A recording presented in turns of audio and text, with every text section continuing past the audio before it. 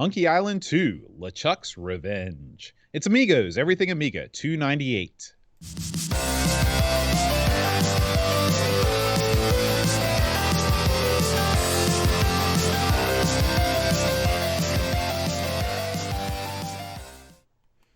Hi, everybody. Welcome to Amigos. I'm John. And I'm Aaron.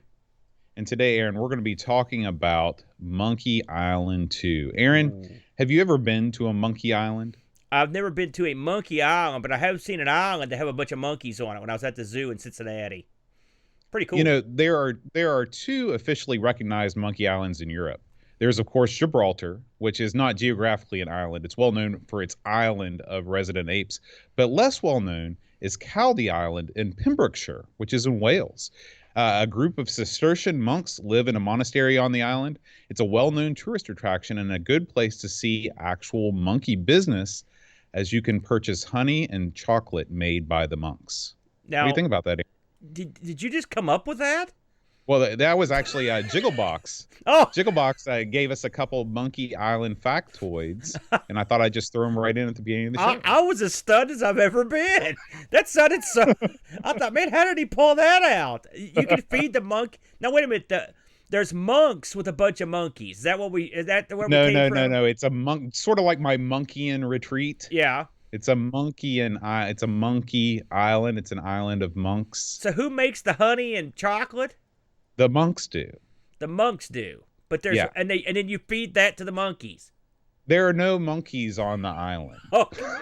I think you've lost the thread here. I have. Jigglebox, thank you for these factoids. You know, there's a Cistercian monastery right down the road in Louisville, Kentucky. Did you know that, Aaron? No. Did they make honey or chocolate? They make a lot of bourbon flavored fudge that I've given you on more than one occasion. Oh yes, that is tasty. That's got legitimate booze in it, right? Oh yeah. I like how the monks are down 95% booze for sure. We've had some? Haven't we drank some like straight up booze from like the Monkey in Retreat or something? Or don't they make wine or something? I used to have some chartreuse, and chartreuse is made by the Cistercian monks in the Mother House, which is in France. Yeah. And that's where the Chartreuse Monastery, that's where that color and the liquor all come from. That has a very medicinal taste, not unlike the Gorky list, Aaron. Well, no, nothing tastes like the Gorky list, man. You don't want to be on that list. I've literally drank stuff that was made in a chemical factory, and I still can't stomach the Gorky list. That's the most potent, brutal booze I've ever ingested. I don't think actual monkeys could drink that. It would be that was nasty stuff, dude. Now, would you, if offered a monkey as a pet, would you accept it? You mean like a helper monkey?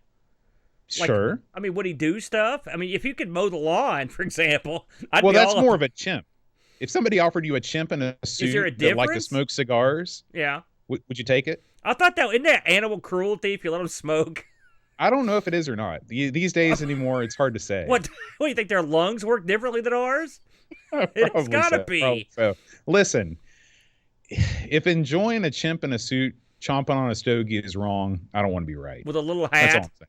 Maybe on a bike. Yeah, those are the good old days, Boat. Yeah, I'm down with it. So, Aaron, before we get into talking about this week's game, the Monkey Island 2, let's dive deep into this week's Amiga news, shall we? Amiga news.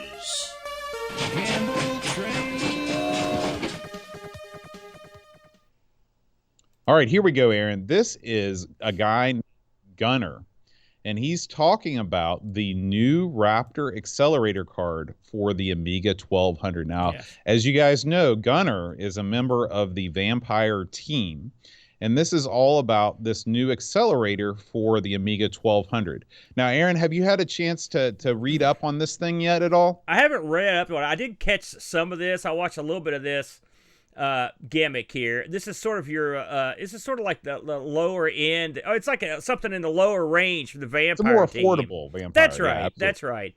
I saw this on Twitter actually, and I did mention. I said, it's interesting that this would get announced now. Now, this thing, from what Gunner says, this thing's ready to rock and roll. I mean, it's good to go. Right. I guess they've got them almost ready to start, selling, straight up selling. Yeah. So what this is it's basically, if you have a 1200, you just want AGA with a speed boost and a RAM boost. That's what the Raptor gives you. So it Right. doesn't give you all the other stuff, but heck, for a lot of people, that's all they want. That's all they want. Yeah. So there's no RTG, there's no memory card slot, there's no IDE connector. You connect it to the Amiga 1200 just like any other accelerator beneath the machine, and that's why it's so cheap. Now, how cheap is it, you ask? I don't believe that they have announced a price for this yet, not that I've seen.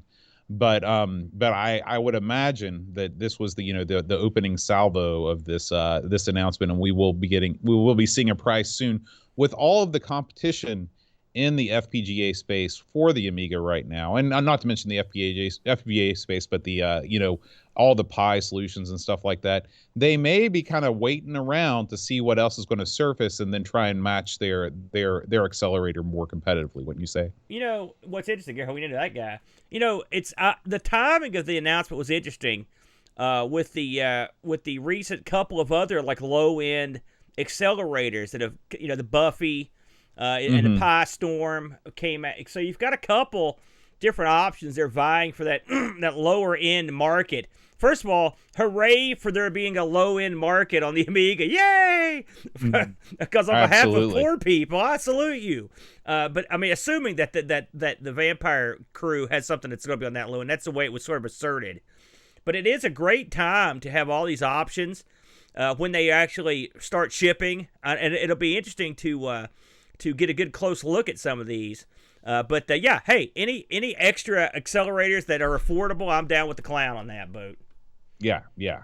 All right, moving on down the line. Why don't we check out this next story? This is a new GoTech device that has come out. This is actually what this is. I can't remember what this is. I'll be honest with you, Aaron. I can't remember why I read it. I did see something. Now, I don't know if this is the story you've linked up here. The GoTech people have changed the way their hardware works. That's what it is. Yes. And so it's a different procedure to adapt this over. To be honest with you, I saw this story, but I didn't look into it that much because I don't plan on upgrading my GoTech anytime soon. But the GoTech's one of those things that, like, once it's working, you really don't want to mess with it. Once you can just drop the files on the USB and everything works. No, that's us, was not broken. But I understand that there are people that are always looking to get every last ounce of performance and compatibility out of their GoTech device. So this new firmware hopefully will address some of that they're stuff. Also, I think one of the reasons they're changing things up is a chip shortage as well was involved in this. So, and that's something. Okay. This is going to be, if I may do a quick commentary on this boat, I think we're entering a bad time for the tech folk, because we're going to get more and more of these chip shortages, and just looking out over the next 2 years, I mean, I'm not sure there's any relief in sight for a good while on a lot of this stuff, and for varying reasons. It's a combination of lack of the basic components of some of the chips, the lack of the manufacturing to be able to produce the amount that are in demand. Then there's also the issue of having the people to distribute and to travel the parts to where they need to go, and all these various problems are causing just things to fall way behind. If you followed the what's going on with the NVIDIA and the AMD with their video cards, is a perfect example of a combination of demand outstripping supply, plus just the lack of availability of the parts you need to make the stuff to make more for the demand. And yes, so I think we're all gonna take a bite of the sandwich this time around. And from what I've heard, I mean, you're looking at probably a couple years. I mean, they were talking about having to literally build new factories and tool them and all this other stuff, and it's gonna get worse, a lot worse, before it gets better. So it's a good thing we've got all these cool things now, because we may be holding on these cool things for a long time. If you're looking to acquire some electronics, this is probably the time to buy. Yeah, quick. Yeah, I agree. Now, Aaron, this next video I put up at your request, this is a friend of the show, Chris Edwards. What's he got on the old workbench table right now, Aaron? This was real interesting. Chris was on the International Computer Club. Is that 3 packs of Lucky Strikes there on the workbench table? That's the first thing I thought too. But no, or Marlboros. No, they're actually they're actually pies. Okay. So Chris was privy to get one of the early gimmicks here for this Pi Storm. And so what he actually does in this is he builds one and installs it, and then he tests it. Now, it's funny, I was just talking to to Dave last night about this. This is another instance where these things are the pre-made versions of this Pi Storm are going to be tough to get for a while. And so this is something you may not know, people may not get a hold of for quite a while. But what this is, it's the old gimmick where you take a little board, you stick a Raspberry Pi 3A in it, and there's just enough clearance to stick this into a 500. And then and then what it does is it effectively it emulates the CPU, all right, and that's what you've got in your Amiga. This is one of those areas where if you're a purist, you're going down that crazy road, but the results of this thing are pretty impressive. Now, me and you, we talked this off the air, Boat. Me and you are more into the Amiga 1000s than we are anything else right now. I would love to see something like this come out for the 1000 that desperately needs it. Something, anything really. But for the 500, I have to say this was impressive. Chris he's so laid back, he's almost dead. And when he goes through this stuff, it's real funny to watch him. But here's the thing. I mean, for a lot of people, the Amiga 500 was their first real computer. They have a nostalgic attachment to the 500 they don't have with any other Amiga. And so they're even though obviously you could go out and you get yourself a more powerful Amiga or get a Tower Amiga or whatever. People are looking to really hot rod these machines because it keeps them locked in with that feeling of using the computer like they did when they were kids. You're right. I mean, I think you're down with that. And I will say, as we come upon these, and we're talking about right now, just off the top of our heads, we're talking about 3 different sort of accelerators or multi-cards that are coming out, right? It will be interesting to see how these things go with the Buffy, because the Buffy's got a lot of hype, and it looks like a great little gimmick. And you've got this thing here, and you've got whatever the Vampire team's got cooking.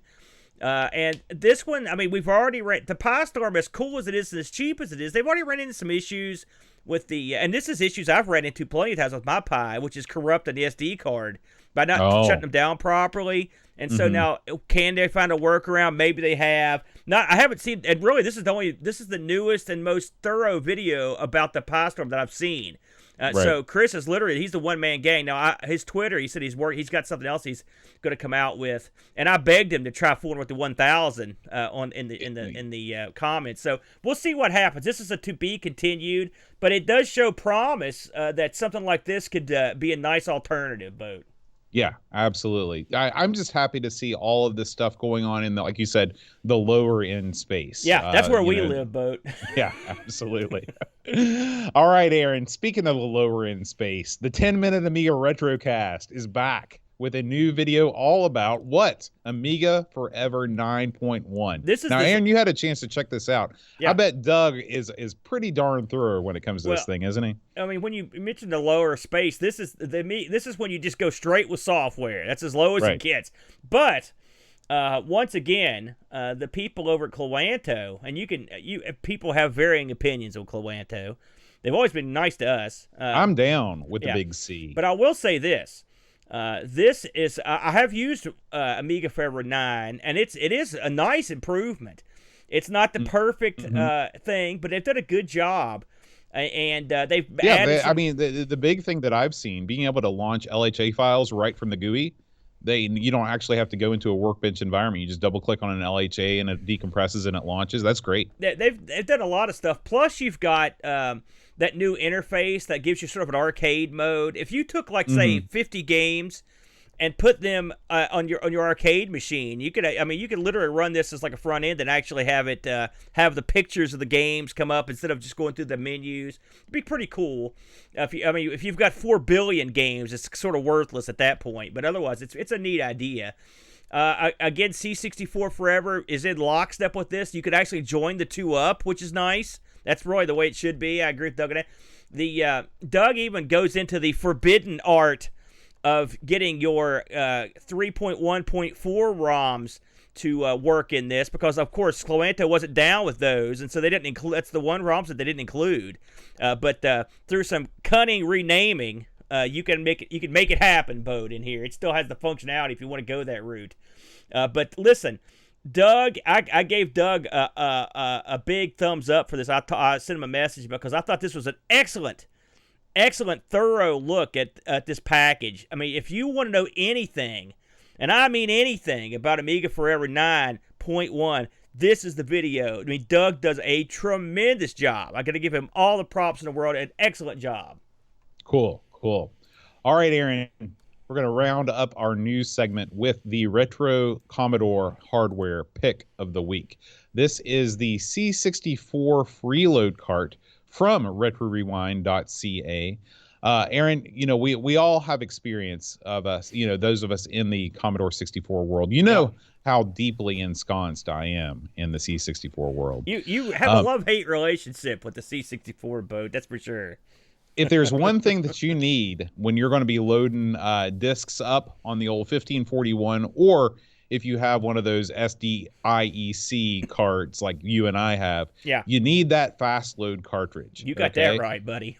Now, these things are for sale all over the place. Yeah. But this freeload cart from Retro Rewind has some functionality that you're not going to find with a lot of the other fast load carts out there. This thing comes with a machine language monitor, a disk editor, a system reset button. There's even a physical switch to disable the freeload cart, so you don't have to yank it out of the system when you don't want to use it. So this thing is a really nice looking piece of kit, nice compact size. And at $27, you can't go wrong, Aaron. You can't go wrong. I agree. I've got an Epix fast load on mine because, like you said, no Epix means no. Forget about it. And that's one of the parts I have with the Amiga, the C64, that there is no way to load a fast load cartridge. So you just basically have to sit there. And I can tell you that sucks, especially when you're live streaming. By the way, you talk about setting in menus on my other streams, man. That's no good. So all that said, this looks great, and this does have functionality that I don't have with the old Epix. So yeah, I may look into that myself. That's a good deal on that. Well, if you do decide to go with the freeload cart, you can save 10% off this or any order from Retro Rewind. Just use the promo code Amigos Spring Fun, all one word, all caps at checkout. Save 10% off any order. We do appreciate RetroRewind.ca for sponsoring Amigos. Great guys over there, fully endorse. You ready, Aaron? You ready to jump in? Is it time? To the madness? Let's do it, man. I think so. Let's do it, dude. So, Boat, it's been a long time in coming, but here we are. And I can't recall when we actually covered the original Monkey Island. It's been a dog's age ago. But it's time for us to jump in head first. Monkey Island 2, LeChuck's Revenge. This is a very anticipated look at this game. We've heard a lot of people talking about this and asking about it over the years, and so finally the selection committee finally got around to it, and here we are. Let's get in, and by the way, I'm assuming you played this back in the day, yes? I fooled around with Monkey Island 2 a little bit back in the day, but I mostly played Monkey Island 1. Really? I was one of the people that was like, well, I'm going to just play all these in order.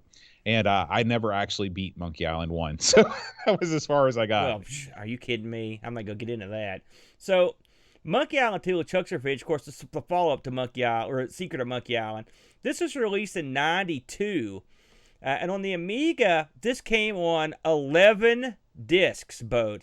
This was a monster of a game. This is the game that everybody points to when they said the Amiga really needed a CD-ROM, or they really needed all their models to ship with hard drives or whatever, because 11 discs is a lot of discs. I mean, can you think of another retail release that had more discs than this? I know there were. I've got a bunch of games that have a ton of discs over here, but I'd have to go over and flip. I mean, this is at the top of the list. Let's just put it that way. It's funny, before we get into this too deeply, I was reading some trivia on this, and they were talking about that the guy that put this together did not want it to be released on CD-ROM. He said it would be too. And no, this is what he said, not what I said. Okay. According to Moby Games, where I got some of this trivia, he said that it was Ron Gilbert, who was sort of that big man on this thing. He said CD-ROMs were too slow, and they wouldn't allow him to do what he wanted, and he didn't think that the CD format would last more than a couple years. Okay, Interesting. So he was pushing for this. Now get this part. According to the same outfit, they were forced to delete 6 major scenes just to fit it on the discs. And and these scenes were never finished, so they never got no one ever saw them. So that's kind of neat. It's funny, a lot they talk about some of the things that were deleted on this, and we'll get into that a little bit later, but it was pretty interesting the way that this thing came about. I find it bizarre that he didn't endorse the CD format, but I don't know, I'm sure he had his reasons. That's nutty to me. So anyway, 11 discs, and this was, of course, developed and published by LucasArts. Obviously they did the first one. They've done tons and tons of great games over the years. Do you know the first LucasArts game that was actually published? Because LucasArts started out as a development house, and then other people published their games. Do you know the first LucasArts game that was actually published by LucasArts? No, I don't. What is it, Boat? It was Maniac Mansion. No kidding. That's the first one they published, Yeah. eh? So Ball Blazer and Fractalus, those were all published, I believe, by Epix. Yeah. Developed by LucasArts. Very so this good. was the first time they did everything. Very good. Or, Boat. I mean, Maniac Mansion was. Sorry. Yeah. So this wasn't as widely distributed as I would have thought. I mean, it was on most of the major players back in the day. The Mac got a port of this, Boat, which I didn't know if you knew that or not. I didn't know that. This was the last LucasArts game that was put out on the FM Towns, because they'd actually put several other ones out. I know Loom was out on there, Monkey Island 1, a bunch of other ones. If you're familiar with the FM Towns from Japan. Of course, the PC got a DOS and a Windows version, plus an updated version, which we'll talk about. And then this is one of those games that got a sort of a retrospective gimmick done that came out on the iOS and the Xbox 360 and a newer PC game. So they went back and sort of picked the apple again on this one, Boat. So what is this game? Well, it picks up after the first Monkey Island. Your character, basically, it starts off the game in a precarious position. I will say the beginning of this game I thought was amusing, as it has your character and another character hanging off these ropes over a hole. And then the majority of the game is him talking about the story to this girl while they're hanging. Right. I thought that was a cute opening bit. Now, of course, you've played a lot of these Scum games, Boat. The Scum engine, which is the classic engine used on these. I wouldn't say they reinvented the wheel or anything here with this thing, Boat. I mean, when you popped up, the intro finished, it was pretty much just like playing the last one, wasn't it? I didn't see very much of a difference. Did you? Well, I mean, there isn't a big difference. They did refine the Scum engine for this game. The biggest thing that they did was they actually this is the beginnings of having contextual clicking in the Scum engine, where left clicking always walks you around, and you can choose various options from the Scum engine with the left click. But if you're paying attention and you hover over an object, the correct way to use that object will pop up the text of the Scum engine will highlight. So if there's something you need to open, like a chest or something, if you hover over that chest, the open option will flash. Yeah. And then you can right click on that object and it will do that secondary function. Yeah. That is a huge step forward. It seems like a small thing, but it saves you so much time, because guess what you do in this game? You click on a lot of different things. Yeah. And so that, I thought that was the first thing that really popped out at me, like, oh my gosh, they've really, they've made a major change here. So that's one thing. But by and large, if you've played Monkey Island 1, if you've played The Last Crusade, you understand how the Scum engine works. Everything is to me, this is the pinnacle of UIs in adventure games, because you don't have to puzzle out what all the stupid icons mean that are so low res you can hardly see what they are. There's words. You know what I like? Words. Why? Because I'm literate. Yeah. I will say this game, they started developing on this 2 months after the last one finished. So they gave the team, and it was pretty much the same people. So that there would leave little room in there to change things. But you did mention the one major change, and the other one would probably be the iMuse musical introduction, which this was the first game that had that. And this was sort of a big deal. Going forward, I remember like Full Throttle and some other games had where it was basically the music would come in at certain times when you were in certain spots. There was a big score with lots of different little themes and stuff. Yeah, I mean, Monkey Island 1 had music that would go in and out, but this was much more cinematic. Yeah, it was much more cinematic. Yeah, absolutely. And you can tell a difference. And this game's also sort of renowned for having really top shelf tunes in it. It does have a lot of catchy tunes in it, so you can't deny that. So I will say, just full disclosure out of the gate, as most people that have watched Amigos for any length of time knows, I'm horrible at these games, and this game was no exception. And I spent about 2 hours. I mean, I was at the beginning of the game. There's a lot of just walking around and talking and reading stuff before it gets to the point where you have to actually do anything that requires problem solving. And I did fall. I actually played for a while. Then I followed along with a stream that someone else had gotten far in, and eventually I just finished watching it. And I ended up watching the whole game, including the end of it, just so I could catch the story and stuff. One of the things that the Monkey Island games are known for, Boat, is their dialogue and the humor involved in it. And this game has that in spades. I would say, and I thought the first Monkey Island was pretty darn good, but this one, man, there were plenty of times in this where I was chuckling out loud, for real.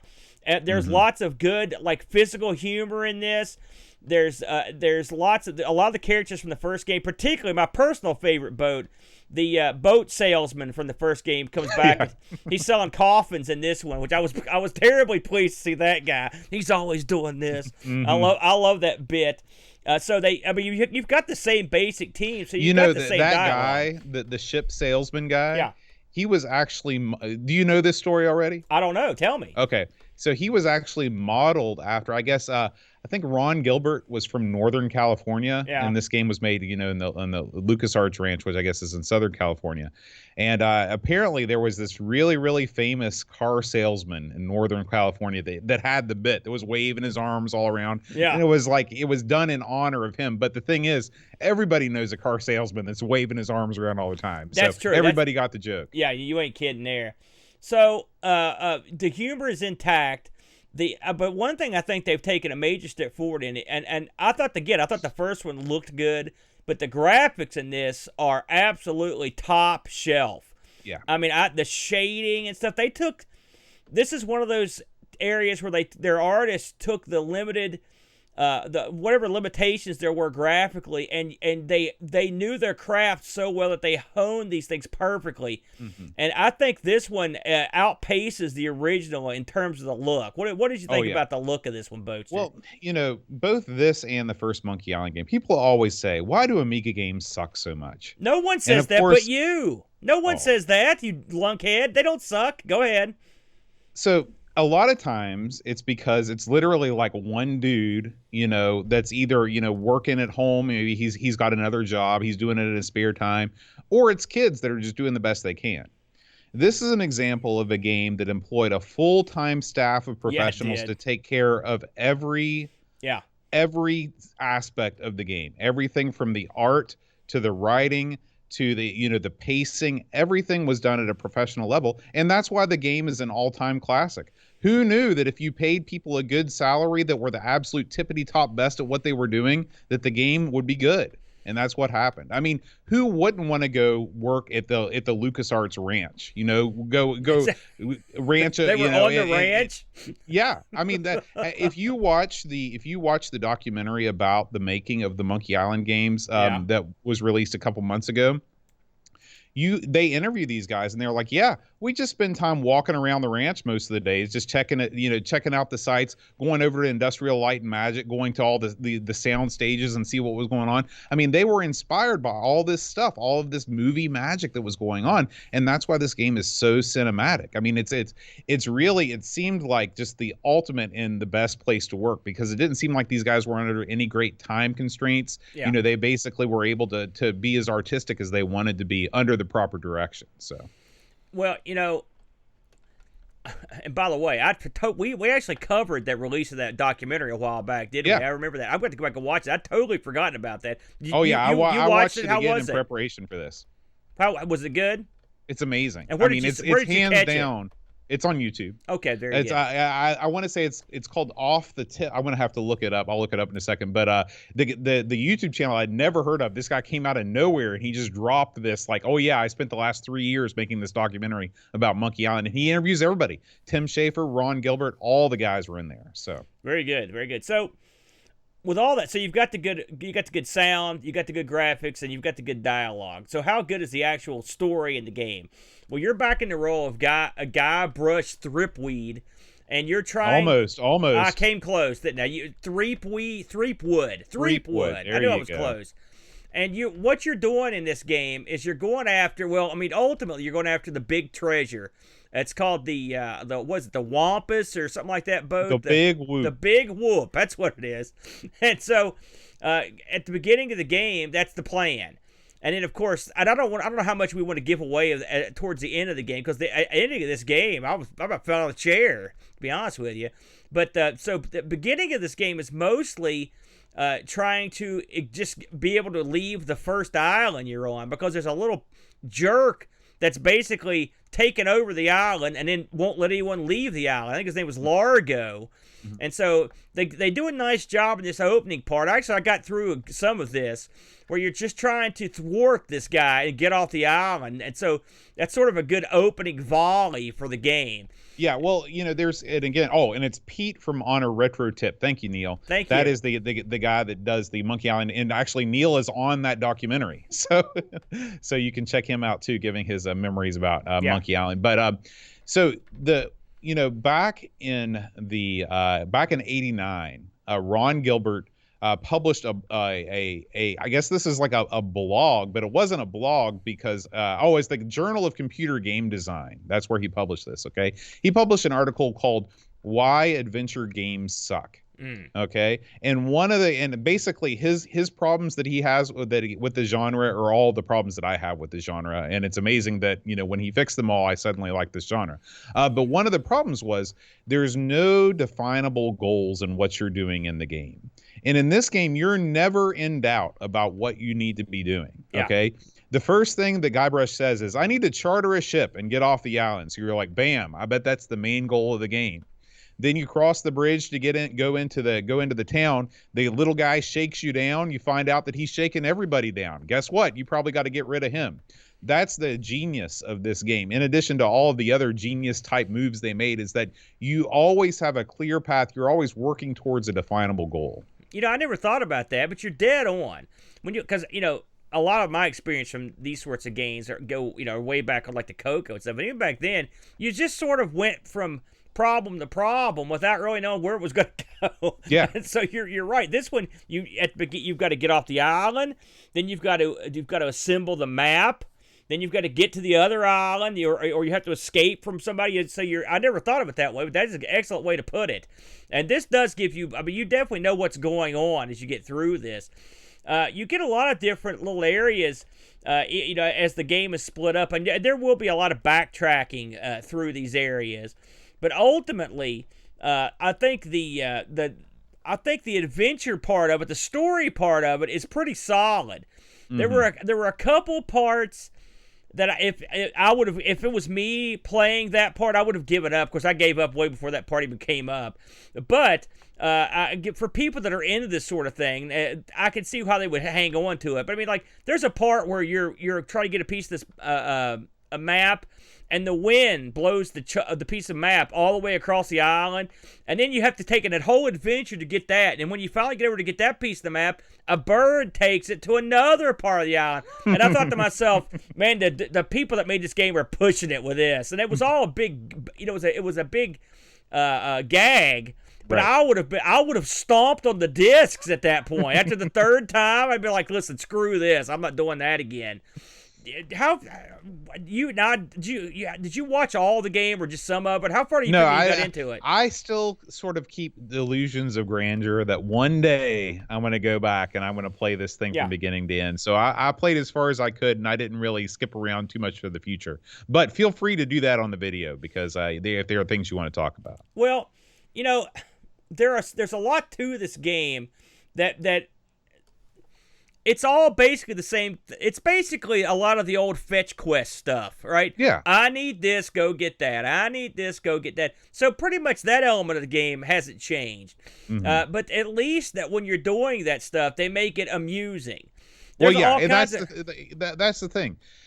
When you boil down adventure games to their essence, they're basically, I need to get an item to combine with another item to advance the plot. Right. It's all in the presentation, how, when you go to a new area, does it look like a completely different area with lots of cool things to check out and lots of people to talk to? Or does it look like the area you just left, except now the guy is green instead of orange? Yeah. I mean, listen, that's a great point, and you're right. And that's one of the things that the game gets right. All the different areas are different. You're going to go to several islands. You start on Scabb Island. You go to Fat Island, Booty Island, and that's my favorite. My kid walked in here. And I don't remember what I was watching, but they said Booty Island. He thought that was the funniest thing. And he's like, what are you playing? I still think that's hilarious. Well, there you go. It's great. Yeah, great. Booty You get Island. the mentality of 11-year-old boy. Congratulations. You also go to Dinky Island. I guess that was funny for you, too. Slightly amusing also. Yeah. And so you have to charter various ships to get places. I like the fact that there's a chick that's trying to hawk voyages. She keeps offering stuff. She's like 3-hour tour, crap like that. Callbacks to old TV shows. There's tons and tons of callbacks to different Lucas properties in this. There's a big thing with the Indiana Jones series. There's a ridiculous part towards the end with LeChuck where they basically redo the Luke and Vader scene at the end of Empire. I don't know if you saw that far into it. I didn't see that. It's absolutely. Listen, they don't lie. They know what they're doing. There was a part at the end, towards the end of this, where you ask this character about getting this gift, and one of the gifts you ask for is a Nintendo cartridge, complete with a little trademark. I thought that was weird, and I looked it up in one of the remakes, and they changed it to a LucasArts game. But there's a reference in this game to getting a Nintendo cartridge, which I thought was interesting, that they would have stuck that in here. So and I will say this, before we get into the updates to this, having watched this whole game and played as far as I could in it, and then going and watching some of the remakes, if you're a purist and you don't like when people tinker with stuff, you're not going to like the remakes, because there's drastic dialogue changes in it. I was surprised, actually. There was quite a bit of difference in the dialogue. Of course, this game being on 11 discs does not have any sort of digitized audio, so when you're reading this stuff, there's no one saying it. On the newer releases of this, they've got a soundtrack with people talking, and I had a chance to watch some of that, and man, after going through the whole game, in my mind, and then hearing someone pronounce all the stuff, no. Yeah. That's no good. It really changes it. And if you don't like one of the characters, like I didn't like the guy doing Guybrush's voice, and you're screwed.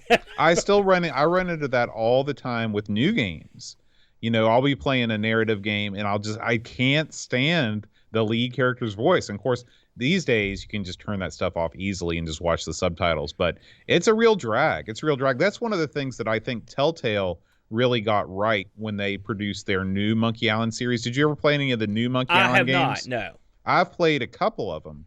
In fact, I at least 2 I finished. And the voice acting is spectacular. Really, really good. The guy that plays Guybrush, he sounds like who I think Guybrush should sound like. So if you're into these type of games, I heartily recommend the new, or the newish, I mean, they're 10 years old now, the Telltale games. Can you imagine trying to cast these games after they've been around for 20 years or whatever? Yeah, and everyone, difficult. Because you can't make everybody happy. You can't even come close. Right. That would be tricky, to say the least. So let's talk about some of the puzzles in this that I thought were interesting. There's a part near the beginning where you are trying to have a voodoo doll made of Largo, the guy that's got everyone embargoed on the island, the little jerk that shook you down. And there's a great bit where you show up in the swamp, and to get to the voodoo priestess house, you have to ride through the swamps in a coffin. And it's real cool. The swamps look cool. The coffin looks cool. And when you get there, the coffin sort of glides into this little area, and it's like a skull, and then the whole thing like elevates up into her house. It's really cool. I mean, that was the little boy in me was like, yeah. We've talked about this before, but we can't overstate how beautiful this game Yeah. is. I mean, the art is off the charts. When you go back and you look at the first Monkey Island game, it's pretty much, think about it as like EGA style graphics, basically. This game has colors out the wazoo, and this is an OCS ECS game. Yeah. Like, what are we doing here? Why don't all games look like this? I mean, the colors and everything. What would you compare this to? I mean, I don't even know because you can't say it looks like an AGA game because it looks better than an AGA game. Well, I mean, it's like pixel art taken to its zenith. Listen, I'm not going to blow smoke on this stuff because you guys know how I feel about it. But when I say this, you know that I'm being sincere. This is craftsmen, artists that know their craft, and they're at the top of their game. Like, I don't know how you could have possibly made this look better. Mm-hmm. I mean, it was off the charts. And again, you're working with a limited palette here. And I mean, they've got parts of this game where you see close-ups of people's faces and stuff. And that's something else I want to mention about this. Of course, the first one did this to a certain degree, but this one does it a lot. There's a lot of aspects of this game where you're walking from one side of the screen to another. Now, we've played this before, and sometimes some games you just walk from one side to the other, and so sometimes you can even speed up and go quicker and go across. Mm-hmm. In this game, very rarely does your guy just wander across the screen. He's following paths. His size of him is changing as he goes off in the distance. He's going around curves. He's going behind stuff or through tunnels. I mean, they make it more visually appealing by doing these things. They're scaling the guy down. I mean, it seems like a little thing, but if you play the game, you got to think, I mean, these games, there's no action really. So, I mean, you've got to have something on the screen that's visually appealing as much as you can to keep people more interested in the mindset of the game. And so these little flourishes make a huge difference. But in terms of the artistic quality, I can't think of anything that's better. I mean, it's definitely the most good-looking of these sorts of games that we've played. I mean, the only game that comes close is Flight of the Amazon Queen. I knew that's the only one, and it's not as good. It's not visually good. It's not. I mean, the thing that Flight of the Amazon Queen has in its favor is more of the scenes have animation in them. Like if you go to like a waterfall, you'll see the waterfall moving. Right. There's more of that, but just from a static art perspective, this is as good as it gets. Yeah, this is, and we both liked Flight of the Amazon Queen, and I still like it, and I like the subject matter, and it gets off this. But I mean, this game, I mean, we played the Indiana Jones game, and which was also a funny game. It's good looking, lots of interesting puzzles. But this game, like you said, it's going from EJ to VJ. There's a graphical upgrade that just crushes that. Even at the very beginning of this game, when you boot it up and you see the dancing monkeys come out, you know you're in for a treat. Because even that part's awesome. And then Guy comes out. And, the amount of, I mean, this is the closest, and I say this in all seriousness, this is the most cinematic 16-bit video game that's probably ever been made. I mean, it's the most movie-like experience. Yeah. When you sit down, I mean, you can sit down and you can watch this gameplay, and you can watch it play all the way through, just like you'd watch a movie and be just as entertained. Yeah, that's effectively, after I got to the point where I wasn't going any further, that's effectively what I did. And I will tell you, there were twists and turns, and the ending of this was a real brain blower in terms, and it's one of those endings that's going to be like, some people probably like it, and some people probably absolutely hated it. It almost reminded me. We used to watch this show here in the U.S. It was a British show, but they brought it over here to the U.S. It was called Life on Mars, and it had a final episode. It was a movie about these guys. This guy that somehow got teleported from modern day to like 1970s New York. He was a cop, all right. And at the end of it, you find out it was he was in like the future, and there were like sleep pods and virtual reality. It was like nothing to do with anything that happened. It was like bizarre. And the end of this game is sort of like that. You're just like, whoa, what the heck? I can't believe I just saw that. Very crazy. That's why I don't want to give it away, because really, Boat, you're going to want to probably play this to the end if you ever get a chance, because it's something. Now, Can you get to the end? I looked at the puzzles in this, and not being someone that's good at this sort of thing, I saw some puzzles in this that I thought I would have never gotten in a million years. There's one part in the middle of the game where you go up and trap. There are these. Remember this? There were these guys were in the first game. There's these guys that they went and met a philosopher. And they became they became basically actors. They were pirates, and they sit on this ledge towards the beginning of the game. And at one point, your guy goes up and captures their pet rat. Okay, I don't know how you figured that out. I don't know how you would figure out the tools to do that or what to do with the. I was like, I thought to myself, how could I ever in a million years figure that out? Little puzzles like that where you just like, I don't know where you could come up with this stuff. And I can't imagine the amount of time it would take to even figure it out. There's another puzzle later on where you have to put a telescope in the hand of the statue, and it shoots like a laser through the front window of this house, sort of like Indiana Jones style from Temple of Doom, where he shot that light to that staff, and it shows this secret area. That's another thing. I was like, my God.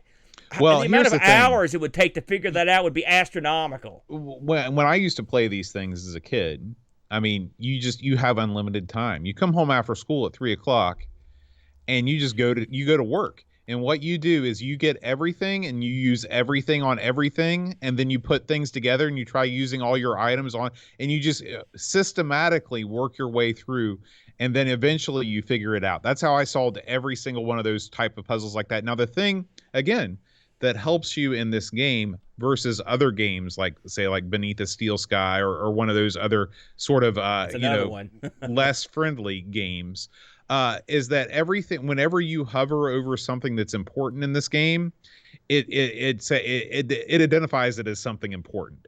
So, like, for example, that statue, like when you hover over the statue, it says statue, or maybe you can even hover over the statue's hand. It says statue's hand. And you're like, oh, okay, well, something's obviously got to go with this thing. And, at the end of the day, it just comes down to, how much time are you willing to take? And in my case, that time is very short these days, and that's why I end up watching more playthroughs than I do actually playing the games, because like I said, with a game like this, watching the playthrough is just as enjoyable. I mean, is going through it, unless you just really have mountains and mountains of time. I could never have beaten this in a million years. I mean, I'll tell you that right now. There were stuff in this, like I said, I couldn't believe. I will say one thing I didn't mention that we should have. There's a at the very beginning of this, you can pick the difficulty of this. Did you fiddle with that? I don't know what that means though. Did you figure out what was different? I just kept it on normal. I probably shouldn't have. I believe the other one will disable. Well, I mean, there's not really. I didn't see the action scenes or anything, so it might just strip out some of the more difficult puzzles. Maybe I should have played on that in retrospect, but I knew if I played on that, you would hassle me. So there's a lot of puzzles in this game that require you to have somewhat of a reflex action. Like, for example, very early on in the game, you go to a cartographer, and every once in a while he'll clean his monocle and he'll set it down on the table in front of you, and you've got to be fast enough to pick it up. So it could be sort of challenges like that where it's dependent upon your ability to move the mouse quickly. Maybe they pared that stuff down. I don't know. By the way, I don't know if you got to the point where that monocle comes into use, but you hold on to that thing for hours. All right, I did get to the point. I didn't get there, but I watched it get to, and I thought to myself, "Oh yeah, he picked that thing up in the first 10." Because I got to that point where you pick it up, and I thought to myself, "My God, how could you even keep track of that?" These games baffle me, Bo. I mean, I really do. It's just a game I can never wrap my head around in a million years. Now, I want to talk about a couple extra things. This game's also sort of known. I think the first one, I'm not sure the first one had this, but I know this one did. This thing, if you've got the right rig on like the DOS machine, it has like a MIDI output. And it's funny, here recently, all the rage on the Mister is getting these little like MIDI gimmicks. Have you seen these things they strap to the front of the Mister and they can use it to play these MIDI? And I guess a lot of the LucasArts games supported that.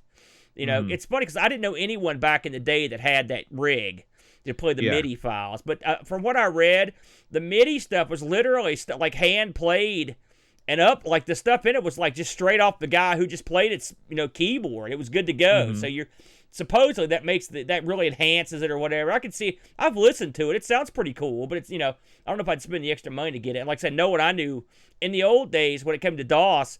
If you had a sound card, you were laughing. No one knew about sound tables or MIDI. None of the people I knew. It was definitely a niche. It was a niche market for sure. And there weren't a ton of support for that stuff back in the day, but it's still. I thought I mentioned it on there. I will say, like I said, the music in this is just on the Amiga straight up is pretty good. Now, I looked into this. And I got 2 different reports of how well this game did, and we'll get into the reviews here in a minute. So they talked to one of the designers, Tim Schafer, about this, and he said that they sold about 25,000 copies of Monkey Island 2. And they said LucasArts was hoping it would sell 100,000 copies. All right. And they also said that management came down and said, listen, this is the end of the Monkey Island series. You're doing something else. And so ultimately what they ended up doing was Full Throttle, which didn't get an Amiga release. I have played that on DOS. That was actually a pretty fun game, but it's a lot different. And it's got a lot more action stuff in it than this does. Now, when I went to a different source, it claimed that Monkey Island 2 was one of the best-selling adventure games of all time, having sold over 500,000 copies. I don't believe that. So one would wonder what the truth of because that is. if that was the truth, then we'd have had Monkey Island 3 a year later. Well, we don't know. It says here, as of 2004, okay, which that would be 12 years after the release, they had sold 500,000 copies. So presumably, maybe that with could include, with the re-releases and the compilations and all that stuff, and phone releases and all that other stuff. But apparently, out of the gate, this was not a big seller. And they also talked about how they got their heinies handed to them by the King's Quest series over and over. In fact, there's even a joke in here about it somewhere. I remember seeing it as it go by. So the King's Quest series, which I know you're a fan of that too. No, I'm not, actually. Oh, I thought you liked some of the old King's Quest games from back in the day. Did I buy you one of those? Uh-huh. So that was a wrong thing to buy. That's why I like the box. I like the box. Thanks for letting me down easy back then, Bo. I thought I was doing you a real solid, man. So, I would say that probably this was not a big seller. Now, on the Amiga, one would wonder how many people went out of their way to pirate 11 discs worth of game on this, because even I don't think I had this one, and I pirated everything back in the day. So maybe that was part of the strategy, is you to defeat piracy by just putting your game on an insane amount of discs. It does have a code wheel that you have to you can deal with. I saw that when I was looking at the documentation, so that's always a good time, and it comes up right at the beginning of the game. Let's talk about how this did with the reviewers, Boat, if I may. So the people over at Lemon, of course, guess what? They like this game. It's clocking in at an 8.92. I looked over the reviews for the various Amiga mags. Amiga actually gave it 95. Amiga Computing gave it the same score, 95. Amiga Format gave it the same score, 95. Amiga Joker, they hate everything, Boat. They gave this an 87. So this is wow. That's like a 200%. From yeah. Amiga Power gave it a 90. CU Amiga, 95. The 94. Zero gave it 92. And the total average score, according to Lemon, on this was a 92. 92%, which that is amongst the highest reviewed games we've ever looked at on here. Probably in the top 2 or 3. I mean, it's way up the list. Well, our patrons tended to agree with that, Aaron, because on the Discord, we start with Ricky DeRocha. He says a true classic of the point and click genre, featuring a fun story, wacky humor, great graphics, stellar music, and some clever puzzles. The only real weakness in the game is the weird ending. The Amiga version sadly suffers from having a lot of the music cut out, but it's still a great experience regardless. 10 out of 10. Wow. Let's see. Dave Velociraptor writes, Monkey Island 2 is one of my favorite games, and it's one of everybody else's favorite games for very good reasons. It's highly polished, the puzzles are good, and only a few will really get you stuck. The solutions will not make you feel angry or cheated. It's a worthy sequel to a game that was probably the first of its kind to set that kind of experience. Although Monkey Island 1 wasn't an immediate financial success, someone seems to have told them how good it was and encouraged them to produce an even better sequel. The first one is still well worth playing, but this is the biggest treasure in the series. While the PC and the Amiga port are both worth playing, alas, the Amiga loses out on the beautiful synth music that has become one of the biggest show-offs of the MT32 and isn't as smooth. But it doesn't stop being a good port. PC version is better, and that's the best version to play, but there's nothing wrong with the Amiga version. I'm not a fan of the art style of the later PC Special Edition. 9 out of 10 on the Amiga. I agree with that, by the way. Paul, a.k.a. Hermsky, writes, a Herm firm, 10 out of 10. There are not many games from back in the day that can hold its own in today's world. This is one of them. The original Monkey Island is a work of art, but this one is even better. A much larger game with even more puzzles than the first to solve over 3 vast maps. Great comedy, character, story, and music that have had players hooked, puzzling over for days. The spitting competition and Bones Riddle were 2 of the most memorable, frustrating parts of the game for me. I'm pleased they got rid of the insult battles this time around. Although they were funny to begin with, it became a bit tedious after a while. The final end scene was a little strange and disappointing, but who cares? All the fun and value for money was inside the game and still is. Oh, and who can forget the 11-disc juggling act we all had to endure? Draw Wiz 77 says, it's my favorite all-time game soundtrack. After playing, I typically end up humming the tunes for days. Lob's Terminator writes, Monkey Island 2 is says Lucasfilm Arts adventures are an almost once-a-year replay for me. I love them. Monkey Island 2 is no exception. I've mainly played it on DOS and Scum VM, but I've also played it on the Amiga. The game expanded the world and added enough new stuff that it feels fresh compared to the first one. The floppy version came on 11 floppies. This was not the optimal way to experience the game. We played it with a grimace. Four-armed grimace, in fact. The music on the Amiga version is lacking compared to MT32 and even ad-lib music. It's still pretty nice, but the Amiga sound chip is just not at its best with the elaborate MIDI music. This was a game that was starting to show the limits of the Amiga for me. I will cheat a bit and give it 3 scores. The floppy A500 version, 5 out of 10. Accelerated WHD Amiga version, 8 out of 10. And the game itself, 10 out of 10. Graham W. Vebke writes, this is the Skyrim of the Amiga, a game everyone else plays and seems to love, and yet I can't be bothered. The same Monkey Island formula, the same humor attempts. I guess now looking back after playing some other point-and-click titles, if you have no nostalgia for this game, it's actually not that appealing to me. Still, I'm happy for everyone else rating it as one of their all-time favorites, as many will. I can't, so please don't hold that against me, but I do see where if you like this, it would be probably a high-ranked game as it is polished. Big whoop-de-doo, I would much rather play Loom or Fate of Atlantis. They are more my style. This is a LeChuck 5 out of 10 for me. Super Famiking writes, this is a popular game here. We got quite a few reviews. I noticed that, yeah. Although I have a nostalgic preference for the first Monkey Island game, I have to admit the sequel is the pinnacle of point-and-click adventure gaming. LucasArts ironed out any faults of the first game, improved the graphics, sound, and game length. The Scum engine had been perfected this time out, and the iMuse sound is actually quite impressive. All the same lovable characters are back with a host of new ones and an incredibly engaging story. These titles are genuinely funny with laugh-out-loud moments. The puzzles are clever but never ridiculous. On 11 discs back in the day, I didn't get annoyed or find it a problem at all, and with modern methods of play, this is no longer an issue. A landmark title that is still the point-and-click benchmark nearly 30 years later. Maybe doesn't have the long-term replay value due to the nature of the game, but while it lasts, nothing comes close. In my top 10 games from any system ever, 11 out of 10. Wow, way over the top on that, Boaster. Was that the last one? Heck no, I'm sorry. Keep going. Pixels of Dawn writes, I think I must be one of the few people who didn't play the Monkey Island games back in the day, even though I'm a fan of the genre. But I sure have now. While not my favorite output of the LucasArts point-and-click stable, Monkey Island 2 is one of their most polished games with gloriously pixelated locations and smartly written dialogue. Monkey Island 2 improves on the original and expands the scope of its puzzles and is truly a joy to play. Of course, disc swapping could have been a pain back in the day, but for a slow-paced game like this, not a massive problem.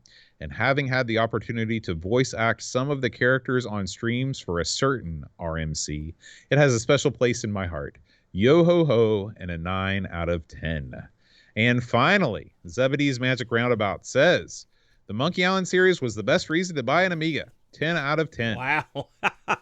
Have we ever gotten that much response of anything we've ever covered? I don't think we have. Absolutely not. And certainly not that much pause. Even people didn't like it gave it a decent It's marks. a grudging respect, yeah. You know, I will say some people talked about the and we mentioned it too, but the MIDI aspect of the tunes. I did look at the PC DOS version of this, and the funny thing about it is I'd say the Amiga is on par musically, but the difference is there's just not that much music in it.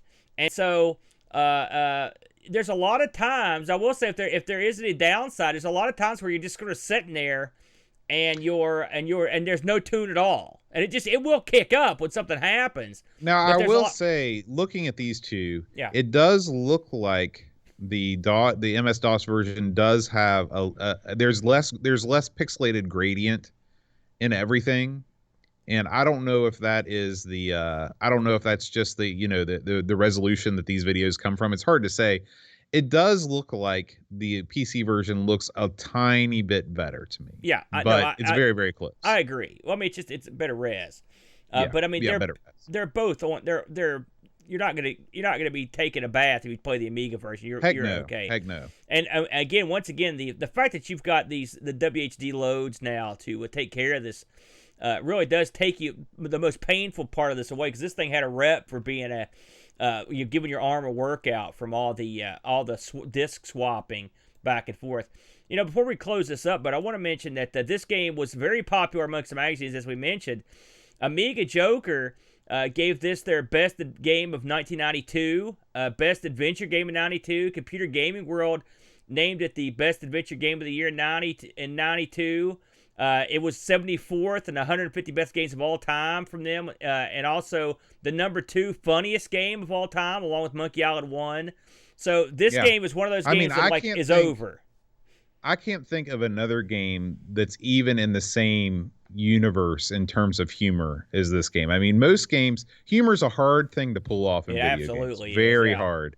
And most games fail miserably, and this is the exception that proves the rule. Yeah. So I looked this up on eBay to see how it was going along. So you've basically got, on the Amiga, you've got a couple different versions of this boat. You've got the original version. You've got like a re-release or a budget release from Kix.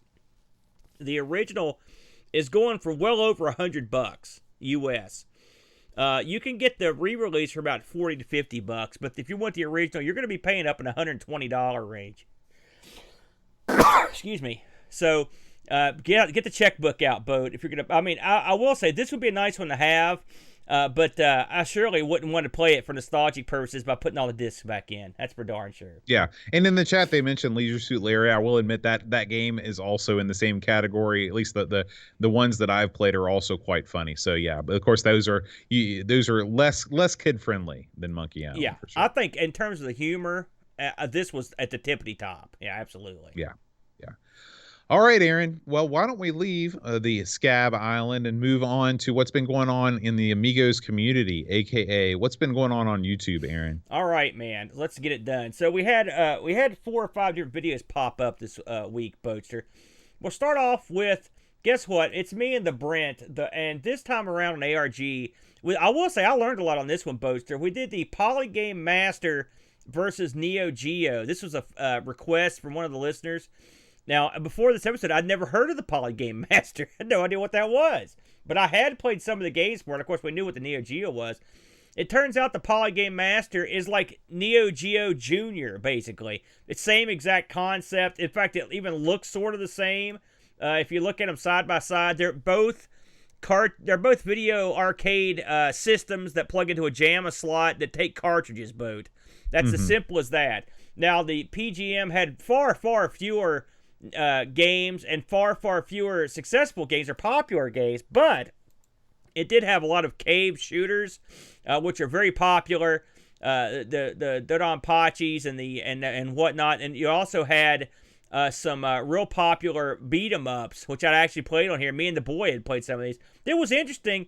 It's fun to see something like this where an outfit from Taiwan just comes in and says, "Heck, we can do that," and they do it with some success. So that was a lot of fun. I think you could probably guess who won, but it's still an interesting attempt. And I would say ultimately, they made some money out of this thing. That's the important thing. So if you want to check that out, head on over. It's ARG Presents 164. Boaster, you want to talk about this? We just popped this out. This is the old Ask the Amigos, man. Yeah, so we did Ask the Amigos for April 2021 as we are moving rapidly into May. Oh. And we tackled a wide variety of questions sent in by our Discord community, so we appreciate those. And I guess the head question was real-time or turn-based strategy. So you can see what we had to say about that. And, of course, we'd like to hear from you to weigh in on these questions, too. Just leave us a comment on the old YouTube video. I'll spoil it. The answer is no. No to both those. No strategy. This was a surprise because this did pretty well for us, Boatster. Every Friday, I like to get down and funky, Boat, and play some crazy stream games. In fact, I'll be doing it again tonight. And last week, I can't stay away from my beloved Amiga. And this is another round of games for the Amiga you've never heard of, Boat. And so I had all the members of the chat get together with me, and we just picked out some random stuff and then tried it. Now, listen, they're not all winners, if you know what I mean. In fact, this right here was a loser, Sidewinder 2. But Sidewinder 1 was awesome. We also found some really good... this was a real fun game. We probably found a handful of really fun titles. So one of these days... that looks all right. Yeah, that looks like Gods, but actually good. This was kind of like... It's just called like Metal something. I don't remember the name of it. Thank God I wrote this stuff down. That looks pretty nice. We also found another game. Remember Light Shock? Who they were responsible for Fighting Spirit, and they also did Pray for Death on the PC. Mm-hmm. We found one of their games on here, which I don't remember what it was. Let me see what it was. It was I think we kind of liked it. We didn't do so many of these. Oh, that's right, Black Viper. We did that one, which we played that on. We think we played that on the show one time for a playthrough. But anyway, there's a ton of games in here. If you want to see some crap you've never seen before. Were you running the Unamiga on this stream? No, well, I mean, no. I was actually using the Mister on this one. This is the first time out of the gate I tried the Mister. It went well, Boat. I will say the Mister and the Unamiga are effectively, for this particular core, they're identical, except for the Unamiga isn't as updated as the Mister. Mm-hmm. So in actuality, some stuff that I couldn't run on the Unamiga actually works on the Mister, which is great. That's fun. And I'll probably kick the tires on the Mister again tonight. And by the way, in case I didn't mention it last week, thank you very much for the Mister. I appreciate it. I've had a good time with it, Boat. Oh, you're welcome. So anyway, if you want to see me play some random Amiga games you never heard of, check me out there. Now here's one, Boat. Holy smokes, you want to talk us through this one? This is another offering. So Paul has really, Hermsky has really fallen into a kind of a honey hole here with the text adventure games on the Spectrum. This is Invincible Island. Look at that cover art, man. Yeah. Of course, he gives you a little introduction, a little history lesson. These are all Richard Shepard software games. And I'll tell you, this is a cool looking one. I sort of skipped around this one. Some of these Paul gives commentary, and some of them he doesn't. He gives commentary as he goes through this. There's a really neat section in this game. This is another one of these games that's the screen is half picture and half words. Yeah, I grew up on these. And and there's a section here where there's actually you've got a redacted parchment. And the way that the game sort of renders the text, like it kind of goes into full screen mode, but it blacks out some of the text. It's pretty cool. It was something neat that I hadn't seen from a text adventure game before. So Paul, he's great. He's a great sort of guide as we work through these titles, and we appreciate all the work that he does in putting these up for the keeping all of these sort of more obscure Spectrum games out there in the public eye. We should mention that Paul, I used his video for the Monkey Island 2 footage that he did a complete playthrough of that. So also a good thing to look out for. That was out. I think he released that last week. And Paul also chose this. He also chose this week's game for the Amigos Game Selection Committee. There you go. Lots to thank synchronicity, for. Yeah. Now, here's one here. It's our good pal Frodo is back. Now, I actually went through this. I didn't get to catch it live. But he's looking at the first year of the C64. Now, I've seen him do this with the Coco, a couple other, I think he did it for the SNES, a couple other ones. I will say this one was tough. The first year of the C64, not so good. I didn't think. I No. thought there. Did you watch? Did you flip through this at all? I mean, you've No, I got haven't some watched this one yet. real. That looks horrible. Oh no! Listen, get used to it. I mean, you've got some real. And if you think about the potential, I mean, we know the C64 blossomed into one of the all-time great gaming computers, but man, you Well, wouldn't some have might known it from the first year. I mean, you've got some real duds in here, Yeah. and But that's sort of the way of the world as it is with I mean, most computers, if you look at the first year that they were in existence, they're not setting the world on fire. It takes a while that's for true. people to settle in to program for You're these right. things. You're absolutely correct. Including, I mean, hey, listen, we the first year of the Amiga he did is a perfect example. There was not. It's not like there were no top shelf titles like out of the gate for the most part. You were stuck with some of the duds. So, but this is interesting. Anything that Frodo streams is top shelf because he's always very interesting, entertaining, and he's always got a lot of good chat going. He's always he draws a crowd. So, highly recommend this one. And it's a good way to educate yourself to see what was out there during the first year of your favorite system. And so it's nice that he's coming up to the C64. So give that a shot, Boat. And I think, my friend, that is all we've got from new video. Awesome. All right. Well, let's go ahead and move right on down to let's see. What do we need to do? Yes. Of course, we need to thank all of our fine Twitch subscribers. You can subscribe to our show on Twitch, twitch.tv/Amigos Retro Gaming. We record live every Friday night around 5 o'clock.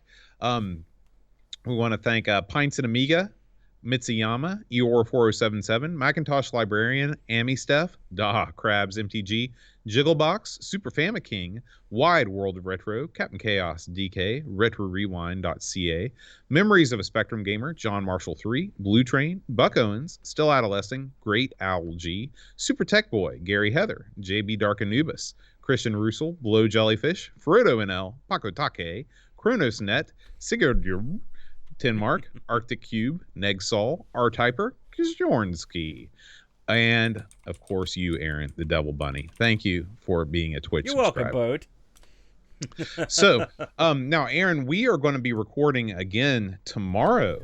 People might be interested to know. So tomorrow we are going to record 3 back-to-back non-stop action-filled episodes of The Coco Show, 1200 XL, and Our Sinclair. On The Coco Show this time, we're going to be doing Springster, popular Coco 3 title. For the 1200 XL, we're going to be doing none other than one of Aaron's all-time favorite games, Archon.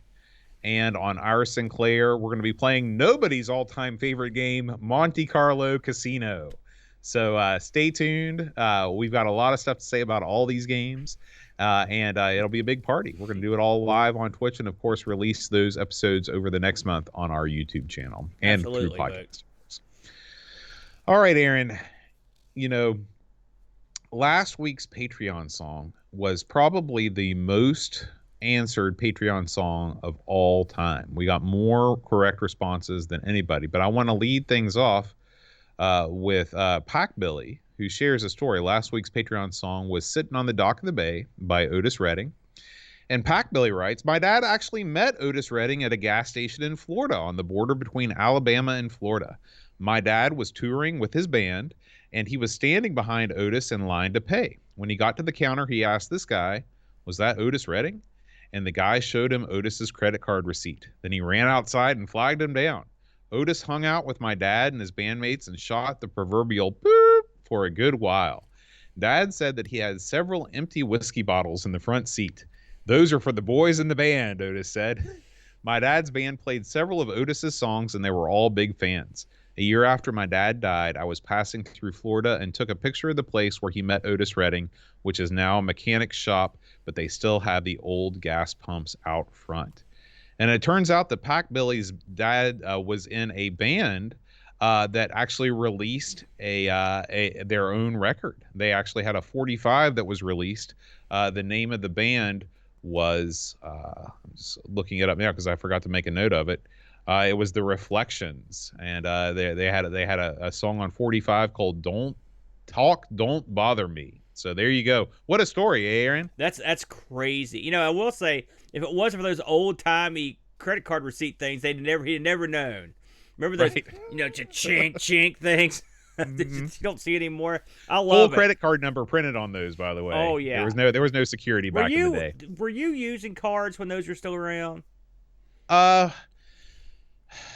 No, I mean, whenever the power goes out and you're working in a retail establishment, that's what you've got to use. So I'm familiar with them. Like when I worked at Apple, we'd have to use this. It's really embarrassing when the power goes down in an Apple store, because what are you doing at that point, But yeah, we used them. I love it. I love that. But yeah, that I didn't have a credit card until I graduated from college. I went through college without one. Did you have a credit card when you were in college? I did. And I guess you were Mr. Moneybags back then. So. I don't like to tell a story, but when I lived in Huntington, I was going to Marshall. I had no money. I had zero money. And I went to the student center, and these guys were like, listen, hey, pal. And I had no food either. Mm-hmm. And they were like, listen, if you sign up for this credit card, even if you don't get it, we will give you 2 liters of your choice. I was like, I'm in. And that's how I got my first credit card. I signed up for it right there on the spot. And, of course, these were like Shifty Bob's all-night creditorama, And so guess what? I was accepted. And I was like, well, since I've got it, I might as well use it. So I remember buying pizza and stuff with it. Well, lo and behold, you got to pay that stuff back, Boat. Weird how that works. The 2 liters were free. That's how they hooked me, and then they sunk their claws into me for many years. So, but ultimately, I did. I've paid off all my credit cards, thank God. But it was a long haul to get there. I can tell you that. Listen, I only delayed the inevitable. I signed up for my first credit card at a Baltimore Orioles game. So, we are irresponsible, Bo. Yeah. So, but we want to thank, of course, all the other people that answered correctly. Rob O'Hara, #1 with a bullet again this week. Barkbit got it right. Frodo NL, Hermsky, Terry Howard, Jason Warrens, Alan, Pixels at Dawn, Matthew Perron, Packbilly, Zorglub, Dave Velociraptor, Gary Heather, and Bernard Lucas. Thank you guys so much for answering correctly. And if you know this week's Patreon song challenge, then please send me an email at john@amigospodcast.com. We've got another sort of Patreon group band going on. We've got several different irons in the fire with the Patreon bands, and we hope you enjoy this one. Hit it, Aaron.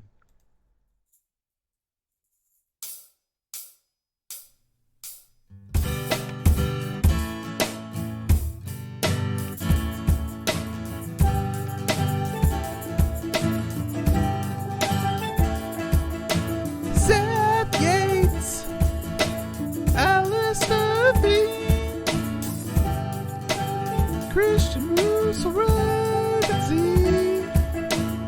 George Rosansky, The Amiga Show, Daniel Crabtree, Super Family King, Crazy Loomis, William Bitter Scarhead, Heavy Systems Inc., Bundy Bragg Lord,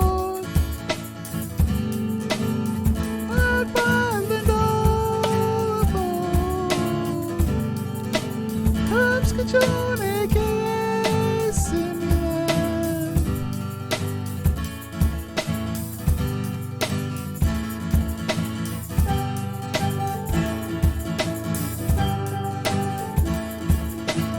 Alien Breeder, David Velociraptor,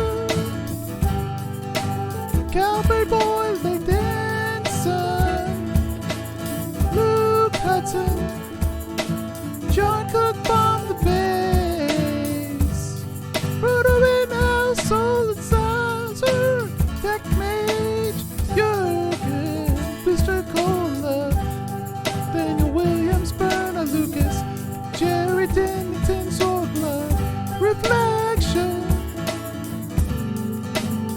Simon Ledge, Captain Crispy, Killer Bites a Cafe.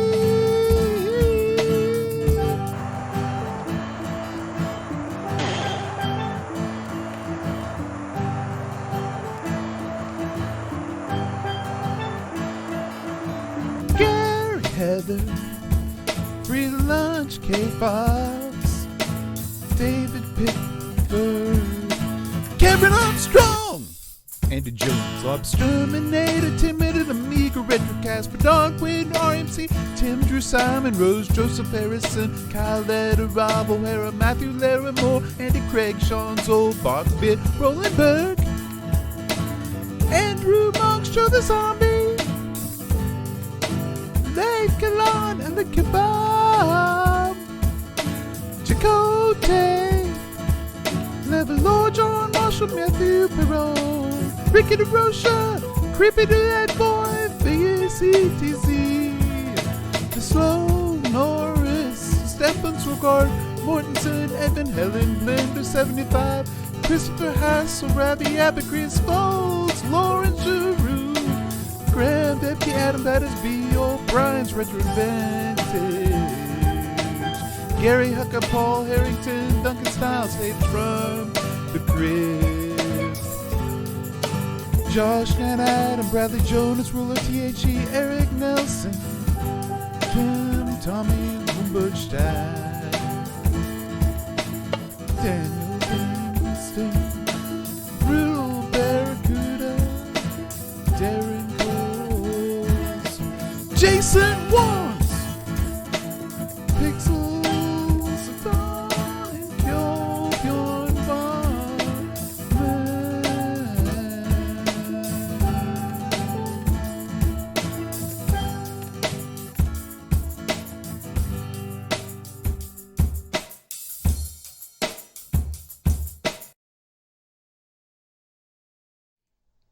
Oh, man. All right.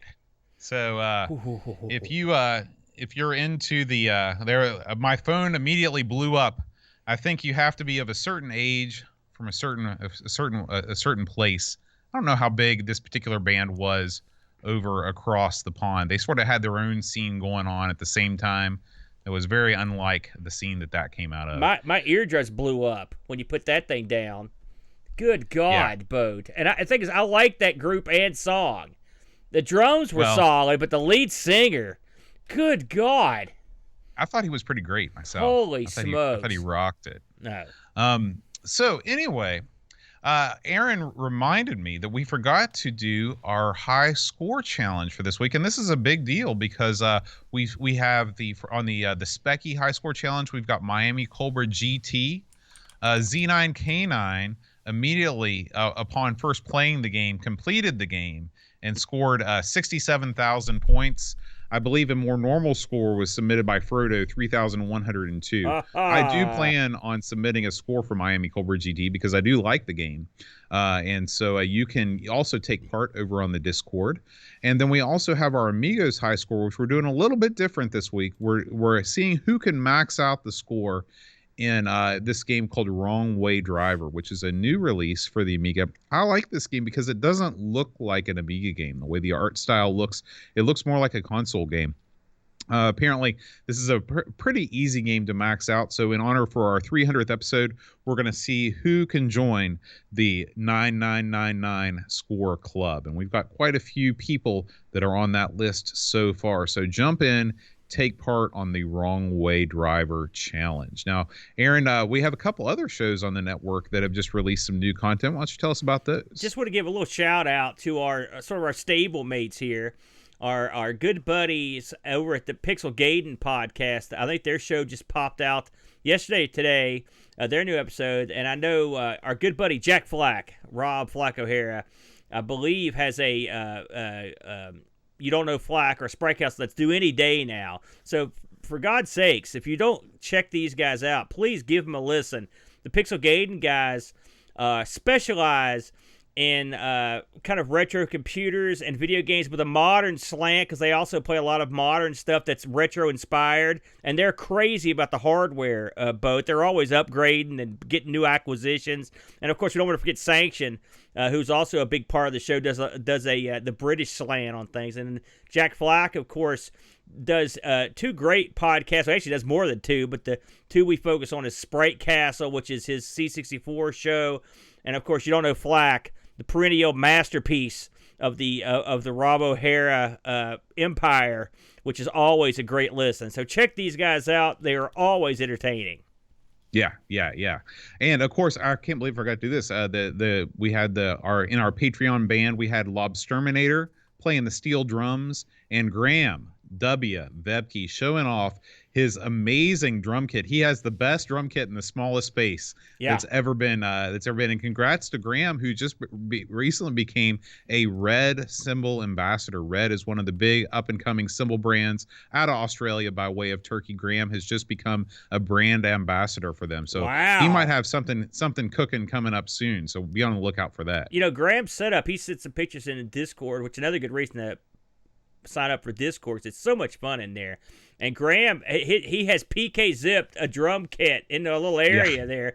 It's unbelievable. It's a universe of drums. So congratulations. And you say Lobsterminator was playing the steel drums? Yeah, he was playing the steel drums on that one. So we got it all, man. It's too bad you guys let boats stink up the joint with your beautiful music. That's true. And of course, I invite anybody that's listening right now, if you'd like to take a stab at the Patreon song, send me a message on Discord, and I'll send you the list of names, and you can take it to town. I don't have a problem sharing the love. On they the need Discord to take a stab song. at the guy singing the songs. Is what they need to do. I'll take be a ducking good hard those stab. stabs. Yeah. I'll be bobbing and weaving. All right. Before we get out of here, Aaron, it's time to thank all the fine folks that make the show. I'm talking about the people in the chat. It's a big nice list crowd today. tonight. Yeah, it is. So let's go ahead and name them, shall we? We've got both of our moderators doing a fantastic job. The Duncan Styles, and Pixels at Dawn Gaming, fresh off his performance over at the Dyna Blaster Olympics. We've also got Amiga Live with us here. Atten, Barkbit is here with us. Always glad to see Barkbit. Bitstorm, Blow Jellyfish, Matt's joined us. Oh, no. Rock 101, Buck Owens, Canadian Retro Things is here.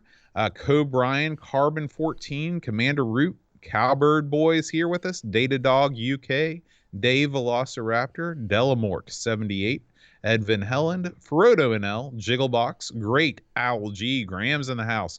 Hamo1's here, Hermski, Paul Bossman is with us. Level Lord, Jason Warrens, JK, DK, L, Curtis B, all hail.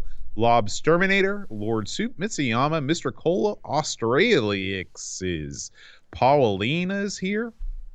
Picard 2010, Pi Gravity, R-Typer, RetroRewind.ca, Robin Wendell, Rob O'Harris, Scumboy, Super Tech Boy, Tom Toms, Turkin X76, VNK, Vigoro Pros, Wishbone, Zamatamute, Ziggy Blip Blop, and old Zorglub 45. Yeah, well said, by the way. Thank you. That one of those is hard to pronounce. Yeah, half of them, all of them. All right, so we appreciate the raid, Amiga Live. We're glad that you're with us. Unfortunately, we're leaving. We're done. We will see you guys next week. Next week, hey, guess what, everybody? We are going to be playing a Pixels at Dawn pick. We're going to be playing Pinball Dreams. This was originally this is another one of our Amigos second look category games where we talked about Pinball Dreams way back in 2015, I'm sure, when we first started the show. And we're going to be giving it the full episode treatment because I believe that it was part of a show that included 3 to 16 other games. I know you were going to say that, Bud. I knew you were going to say it. And by the way, before we completely shut it down, we're only 2 episodes away from the big one, Boat, episode 300. That's right. And let me tell you something.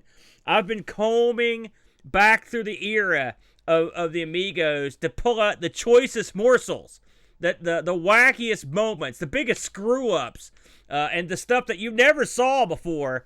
And we're going to try to put something fun together for the 300, something a little bit different this time out, Bo. Because gosh, we've celebrated anniversaries every couple years. We get to celebrate one, but we're going to try to do some unique stuff this time around. So please join us for episode 300 in a few short weeks. Yes, and that show we're reuniting, and it feels so good. We'll be together physically in the same space for the first time in over a year. Yeah, as far as Amigos gosh, goes, that's crazy, Boat. Good Lord. Yeah. All right, guys. We'll see you next time. Until then, Adios.